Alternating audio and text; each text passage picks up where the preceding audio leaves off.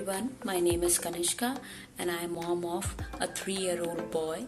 His name is Viraj. So today I'll be sharing with you all a tutorial how to make a cardboard abacus. Are you all ready for it? So let's get started.